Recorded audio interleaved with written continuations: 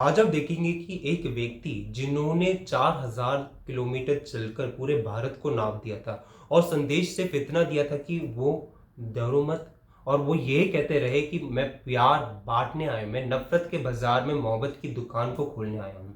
वो व्यक्ति अगर आज मणिपुर जाकर उन विधवा माओ के आंसू को पोंछना चाहता है तो उनके काफिले को रोक दिया जाता है।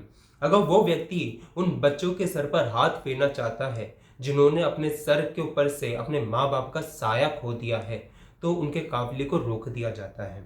अगर वो व्यक्ति उन लोगों के पास जाना चाहता है जिन्होंने अपने घर को उजड़ता हुआ देखा है, जिन्होंने अपने घर को जलता हुआ देखा है, तो उनके काफिले को रोक दिया जाता है।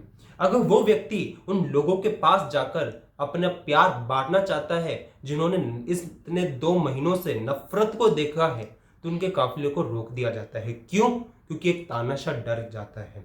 वो तानाशाह डरता इस चीज से है कि अगर उनकी नफरत की दुकान बंद होकर मोहब्बत की दुकान खुल गई तो उनकी जो नफरत की इमारत है कहीं ना कहीं वो गिर जाएगी।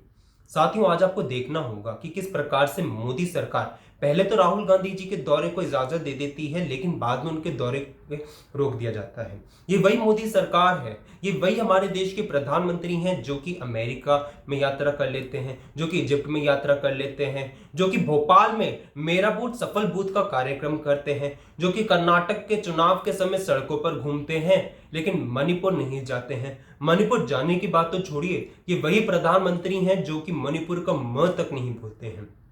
ये वही हमारे देश में जेपी नड्डा जी हैं जो कि पूरे देश भर में घूमकर अनाप शनाप बकते हैं, झूठ परोसते हैं लेकिन मणिपुर का म नहीं बोलते हैं। ये वही हमारे जेपी नड्डा हैं जो कि पूरे देश भर में ट्रोल होते रहते हैं अपने भाषणों के लिए लेकिन शांति अमीर की बात नहीं करते हैं। हमारे देश में अमित शाह जी जो है हमारे देश के गृह मंत्री, वो अपने आवास पर 2024 फतह करने की बैठक तो कर लेते हैं लेकिन शांति अमन की बात नहीं करते हैं। साथियों, मोदी सरकार जब नॉर्थ ईस्ट में चुनाव जीत जाती है तो उसके बाद तो बड़ी भाषण देते हैं कि भी हमारी सरकार लुक ईस्ट की तरफ काम नहीं करके बल्कि एक्ट ईस्ट की तरफ काम करती है। 2 महीने से ज्यादा मणिपुर जल रहा है और आपकी सरकार चुप होकर बैठी हुई है।